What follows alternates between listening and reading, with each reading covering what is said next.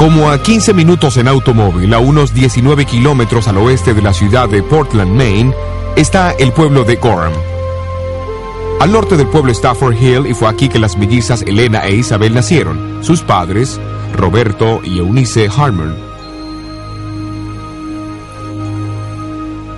Los Harmon eran metodistas devotos con 8 hijos para cuidar. Aunque su casa ya no existe hoy, esta marca indica su lugar aproximado.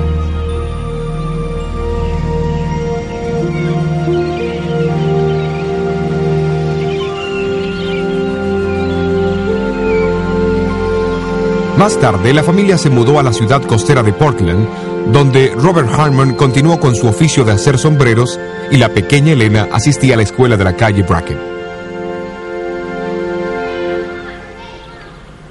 Pero a la edad de 9 años, su vida tomó un rumbo dramático en las manos de una celosa chiquilla de la escuela. No vales nada, Elena. Te voy a agarrar.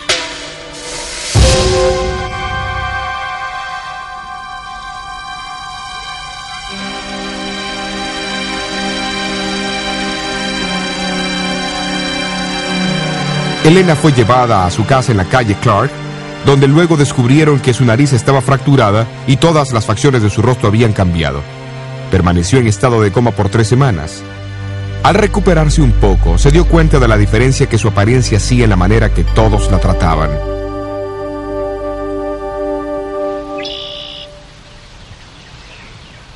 Elena Harmon trató de regresar a la escuela varias veces, pero los resultados del accidente casi la imposibilitaron estudiar y retener lo que aprendía.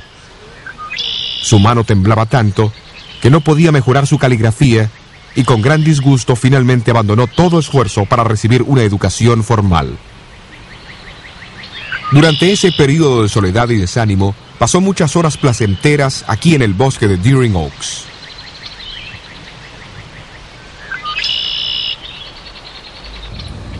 En marzo de 1840, Guillermo Miller llegó a Portland y presentó una serie de conferencias sobre la segunda venida de Cristo, en la iglesia que una vez estuvo en este sitio, en la calle Casco. La familia Harmon asistió a las reuniones y Elena más tarde escribió sobre Miller.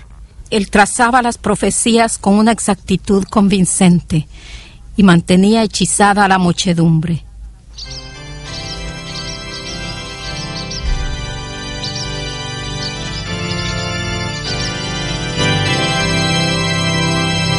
En junio de 1842, Elena Harmon y otros 11 fueron bautizados y recibidos en la iglesia metodista que antes se encontraba cerca de esta iglesia metodista en la calle Chestnut.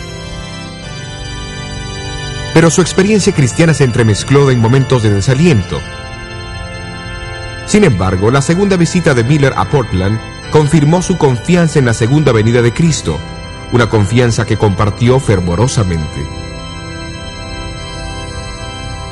No obstante, la aceptación de las enseñanzas de Miller por parte de los Harmon no obtuvo la aprobación de su iglesia. Aquí está el registro de la Junta Administrativa que se celebró en septiembre de 1843. El pastor se levantó y declaró que Roberto Harmon y su familia, incluyendo Elena Harmon, había apelado la resolución del comité que los había expulsado de la iglesia.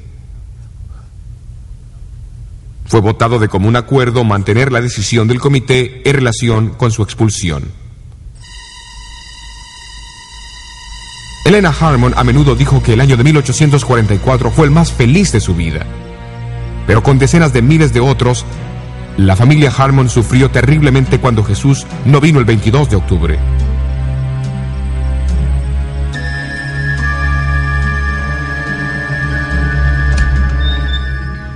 Para diciembre de 1844, la mayoría de los creyentes adventistas abandonaron su confianza en la validez del 22 de octubre.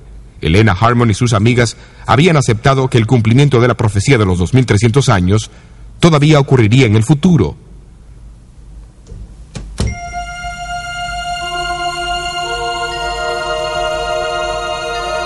Fue en ese mismo mes que Elena recibió algunas de las casi 2000 visiones y sueños proféticos que Dios le daría en los próximos 70 años.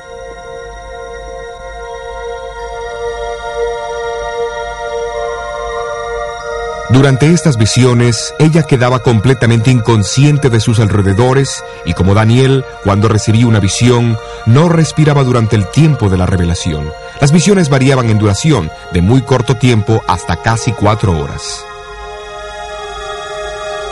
Algunas le eran dadas en público frente a algunos o hasta cientos de testigos, generalmente acompañadas por un fenómeno físico marcado durante los primeros 30 años de su ministerio, que mostraban a aquellos que observaban una fuerte evidencia que la obra provenía de Dios.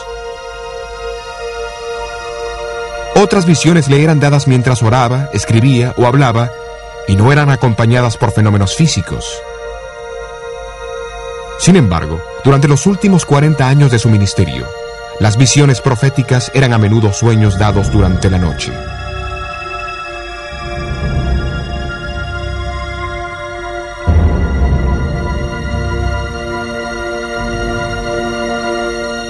J.N. Loughborough, un pionero de la iglesia, pudo ver a Helena teniendo visiones públicas más de 50 veces.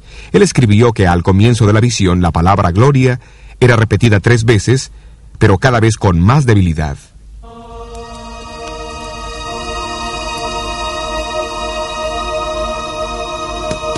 Inicialmente, ella perdía sus fuerzas y su sentido, pero luego podía caminar por el cuarto.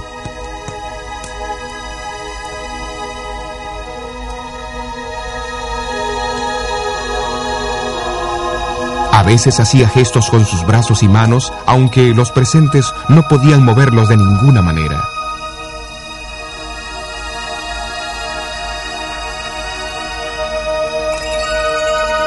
Sus ojos permanecían abiertos mientras miraba hacia arriba como si estuviese viendo un objeto en la lejanía.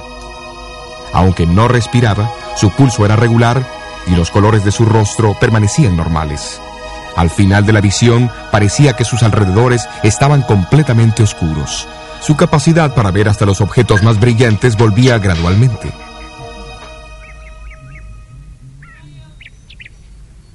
Justamente antes de su primera visión en diciembre de 1844, la salud de Helena empeoró rápidamente.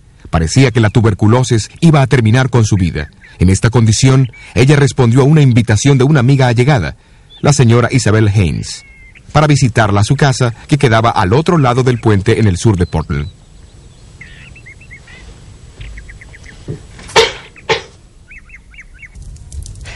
Alabad a Jehová, invocad su nombre, haced notorias sus obras en los pueblos, cantadle salmos, hablad de sus maravillas, gloriaos en su santo nombre, alégrese el corazón de los que buscan a Jehová. Arrodillémonos para orar.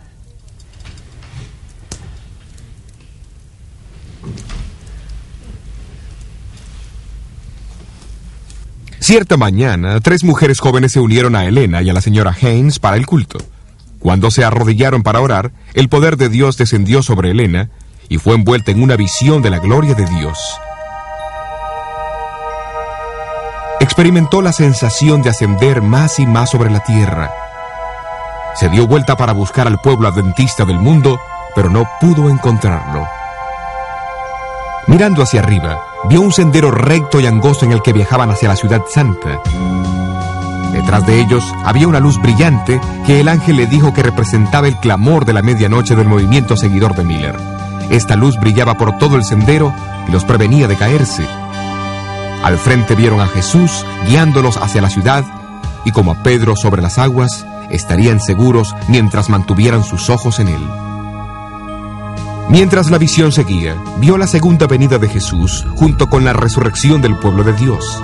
También pudo presenciar la ascensión a la Nueva Jerusalén y vio algunas de sus maravillas.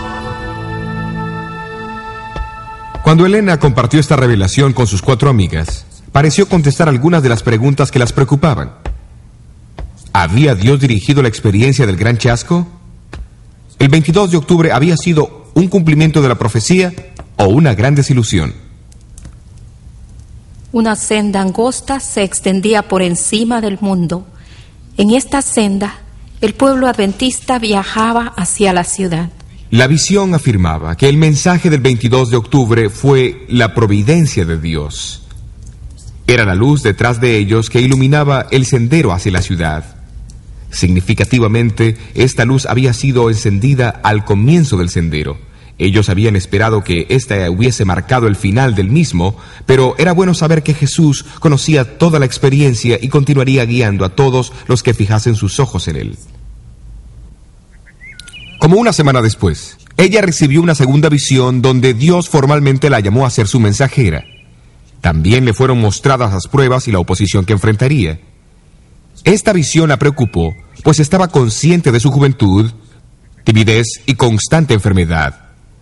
También temió por su propio orgullo.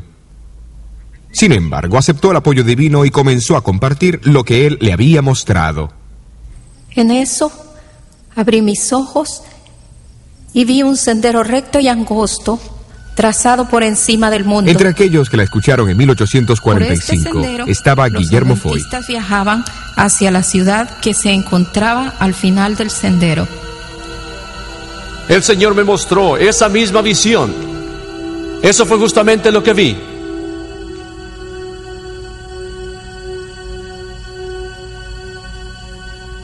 Durante la descripción de 2 horas de Elena, Guillermo Foy confirmó repetidas veces su visión.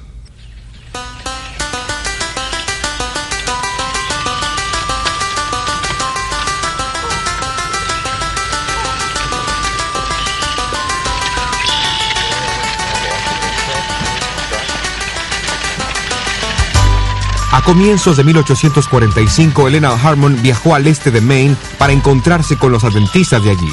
En febrero, mientras visitaba Exeter, recibió una visión significativa. Fue una visión del santuario celestial, donde vio al Padre levantarse del trono y entrar al lugar santísimo. Jesús lo siguió y se presentó ante él como un gran sumo sacerdote para recibir su reino.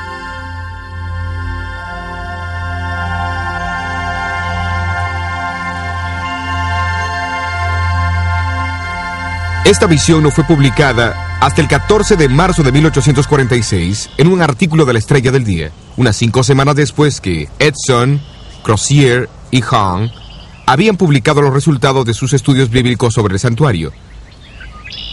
De manera sobresaliente, esta visión confirmó la explicación que ellos encontraron en los meses siguientes al 22 de octubre de 1844. Esta es una ilustración significativa de la relación que existe entre el don profético y el estudio de las Escrituras. El don no fue un sustituto para el estudio de la Biblia. Tampoco se obtuvieron las enseñanzas de la Iglesia de las visiones, sino que las visiones confirmaban los resultados del estudio bíblico. Una ilustración más amplia de esto se puede encontrar en conexión con la observancia del séptimo día sábado. A comienzos de 1846, Elena Harmon conoció a José Bates. Bates había comenzado recientemente a guardar el séptimo día sábado y compartía su entusiasmo con todos los que lo escuchaban. Pero Elena escribió sobre él. Veo que es un verdadero caballero cristiano. Es cortés y es amable, pero siento que se equivoca al detenerse más en el 4º mandamiento que en los otros 9. En agosto de 1846, Bates publicó su folleto de 48 páginas, El séptimo día sábado, una señal perpetua, donde denotaba las razones bíblicas para su observancia. Padre, oramos para que tu Espíritu permanezca con nosotros mientras estudiamos tu santa palabra. Pedimos que nos acerques más a El 30 de agosto de 1846, Elena Harmon se casó con un joven predicador seguidor de Miller, Jaime White. Poco después del casamiento, Jaime y Elena White estudiaron el folleto de Bates, compararon su contenido en las Escrituras y comenzaron a observar el séptimo día sábado y a enseñarlo a otros. Para ese entonces, había alrededor de 50 guardadores del sábado en Nueva Inglaterra y en el estado de Nueva York. Acuérdate del día de reposo para santificarlo. Algunos meses más tarde, ellos fueron a la casa de Stockbridge Holland, un adventista y exitoso ingeniero civil en Topsham, Maine. Fue aquí a comienzos de abril donde Elena White recibió otra visión del santuario celestial. Después de ver el lugar santo, pasó al lugar del santuario. Allí vio los 10 mandamientos con una silueta de luz enfocada en el 4º mandamiento. Jaime y Elena White ya habían aceptado el sábado, ante la evidencia bíblica. Sin embargo, la visión del 3 de abril de 1847, dada unos meses después que ellos comenzaron a observarlo, confirmó su decisión y los impresionó de su importancia.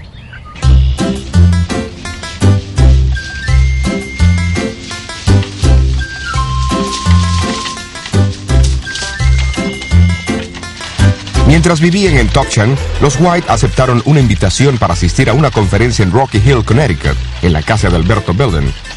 Esta conferencia fue más tarde identificada por Jaime White como la primera reunión general de los adventistas del séptimo día, aunque todavía no habían adoptado ese nombre. También fue una de las primeras 20 conferencias bíblicas de fin de semana, realizadas en abril de 1848 y diciembre de 1850.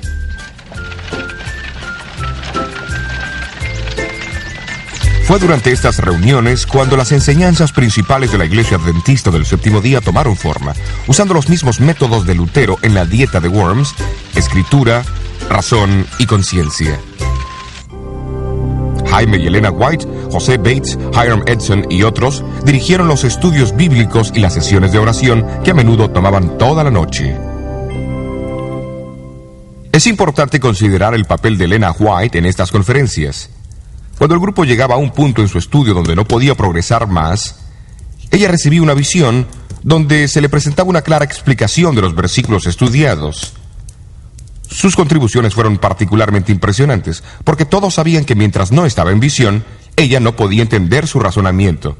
Es evidente que a través de la vida de Elena White, las visiones no le eran dadas para reemplazar el estudio de la Biblia. A fines de 1888 escribió: Dios quiere que vayamos a la Biblia para conseguir la evidencia de las Escrituras.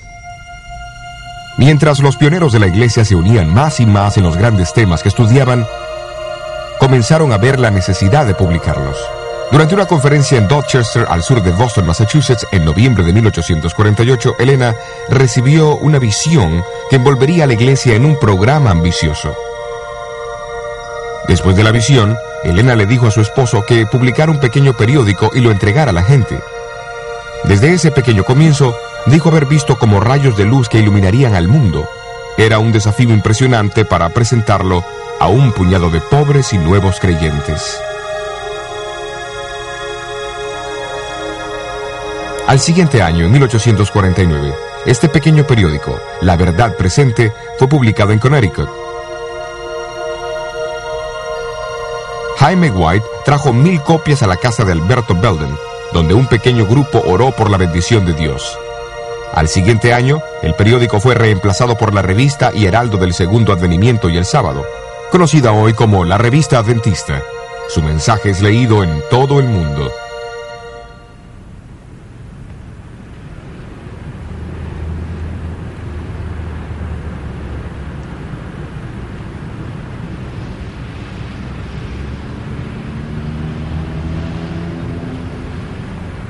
En 1875, los White estaban aquí en Battle Creek, Michigan, para asistir a un instituto bíblico y a la dedicación del primer colegio de la iglesia. Poco antes de la dedicación, Elena cayó muy enferma con una gripe maligna. Temiendo por su vida, algunos de los líderes de la iglesia se reunieron para orar. Mientras oraban, Elena no solo fue curada, sino que recibió una visión de 10 minutos. En esta visión vio al mundo envuelto en tinieblas. Luego, a través de la oscuridad, vio rayos de luz que brillaban más y más, iluminando otras luces hasta que todo el mundo estaba iluminado.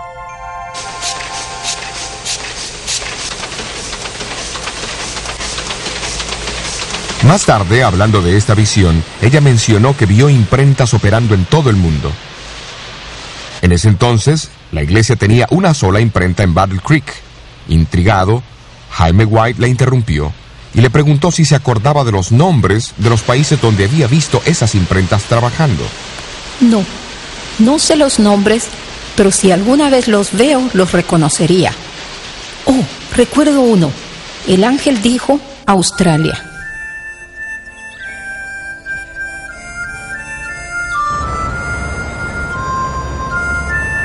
A fines de 1891, Elena White vino a Australia.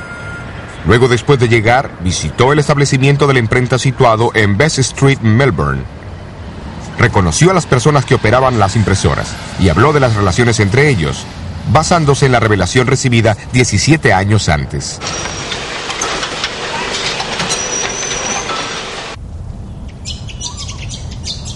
Sin embargo, el don de profecía no solo fue dado para guiar el trabajo de la iglesia y ampliar su visión. En Efesios capítulo 6, el apóstol Pablo advirtió a la iglesia que estaba ocupada en luchar contra los planes del diablo y contra las malicias espirituales en los aires. Por lo tanto, otra importante función del don de profecía es proteger a la iglesia de los ataques y artimañas del enemigo. Viajando en carro a 10 minutos de la casa de Hiram Edson, se encuentra el lugar de nacimiento del espiritismo moderno en Hillsville, Nueva York.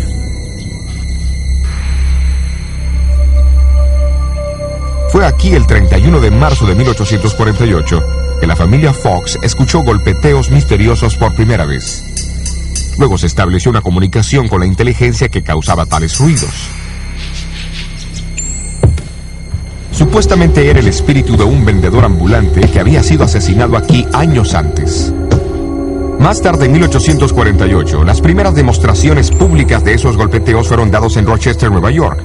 Con el pasar de una década, los periódicos estimaron que los creyentes de las manifestaciones espiritistas eran más de 1 millón, con un número de 40,000 mediums solo en los Estados Unidos.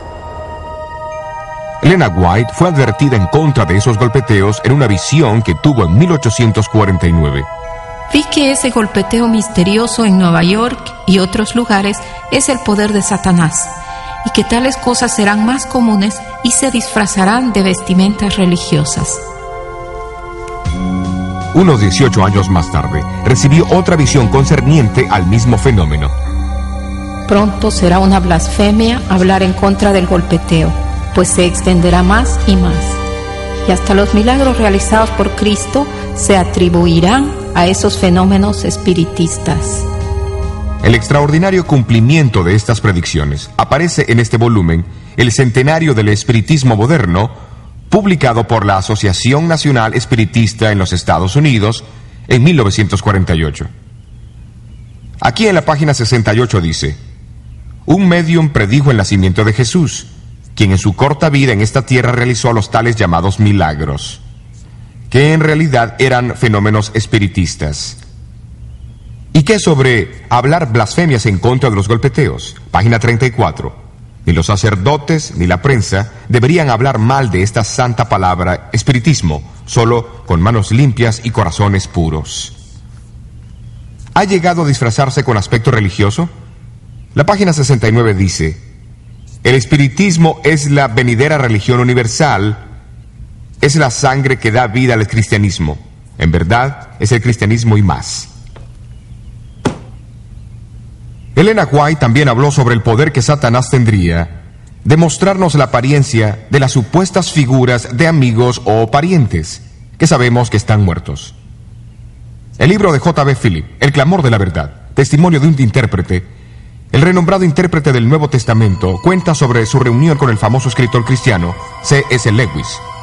Lo notable de esta reunión es que ocurrió pocos días después de la muerte de Lewis. Cuando Philip compartió esta experiencia con un obispo, este le dijo que eso ocurriría a menudo.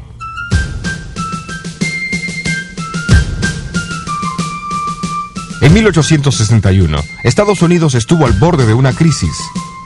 Antes del sábado 12 de enero, 4 estados del sur se habían separado de la Unión, pero nadie esperaba la guerra. No fue hasta 3 meses más tarde que el presidente Lincoln requirió un ejército. Pero Dios conocía el futuro y advirtió a su pueblo de lo que vendría. El sábado 12 de enero de 1861 era una feliz ocasión para la Iglesia Adventista del Séptimo Día de Parkville, Michigan. Su nuevo edificio sería dedicado y varios de los líderes denominacionales estaban presentes, incluyendo a Jaime y Elena White. Por la tarde, cuando estaba por terminar su discurso, Elena White recibió una visión que duró unos 20 minutos. Al ser invitada a contar lo que había visto, ella solemnemente anunció que otros estados se unirían a la separación y habría una terrible guerra. Describió los sonidos y los hechos de las batallas y el sufrimiento de los prisioneros enfermos y heridos en los hospitales. vio hogares agonizando la pérdida de esposos, hijos y hermanos. Entonces, mirando los rostros de la congregación, hizo una pausa. Hay personas aquí que perderán sus hijos en esa guerra. 3 meses después de la visión de Parkville, los primeros tiros fueron disparados y la nación se lanzó a la agonía de la guerra civil. Se perdieron más vidas americanas que en todas las otras guerras combinadas. Como 5 familias de las que estuvieron presentes en aquella tarde de 1861 perdieron hijos en la guerra.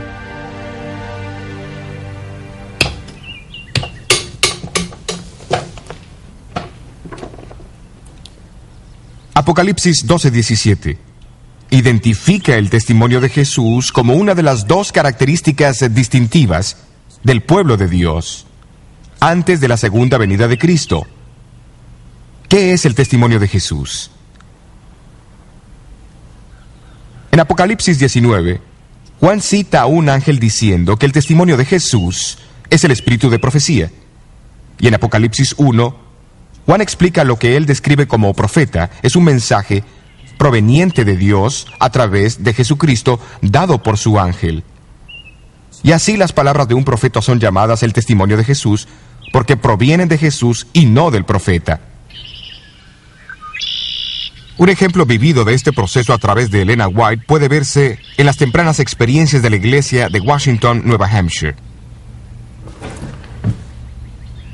Fue aquí, en 1844, donde Guillermo Farnsworth declaró su intención de guardar el 7º día sábado, y aquí se estableció una congregación guardadora del sábado.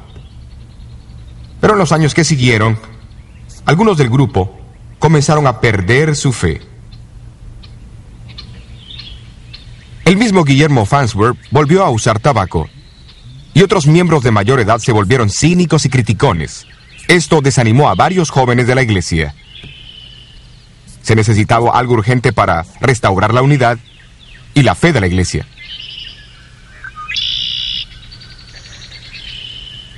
Justamente antes de la Navidad de 1867, los White y J.N. Andrews visitaron Washington. Al llegar en la tardecita del viernes, se quedaron en la cómoda casa de Cyrus Farnsworth aquí en Milan Pond. El lunes de mañana, Elena White dio un discurso en el cual se dirigió personalmente a los que estaban en el salón. Sus palabras fueron tan directas y significativas que era evidente que el Señor le había mostrado las experiencias de la vida de cada uno. En el grupo se encontraba un joven de 19 años, Eugenio Farnsworth, uno de los 22 hijos de Guillermo Farnsworth. Él sabía lo que los otros no sabían, que su padre había vuelto a usar tabaco. Si es una mensajera de Dios, pensó para sí, ella sabrá lo de mi padre. Poco después, la señora White se dirigió a Guillermo y le dijo que había visto en visión que él era un esclavo del tabaco, y dijo que él estaba tratando de engañar a todos diciendo que había abandonado el vicio. Eugenio Farnsworth se dio cuenta que estaba presenciando el don profético en acción. Después que Elena terminó de hablar, todos los concurrentes testificaron a favor de las verdades reveladas a ella. Con arrepentimiento, rededicaron sus vidas a Dios. 18 jóvenes también se entregaron a Cristo.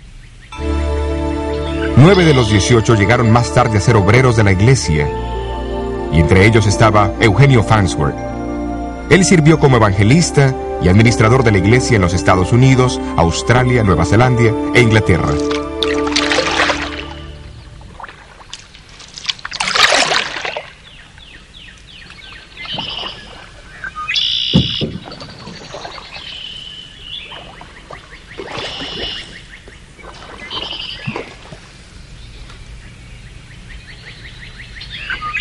¿Por qué Dios envió a su mensajera a esa iglesia?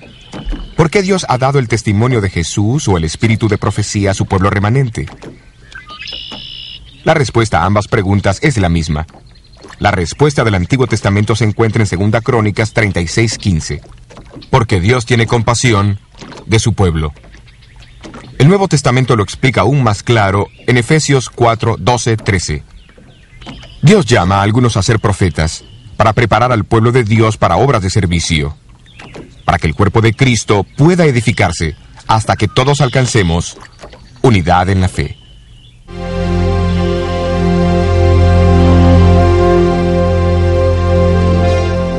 Elena Goldwhite, esposa, madre, escritora y mensajera de Dios.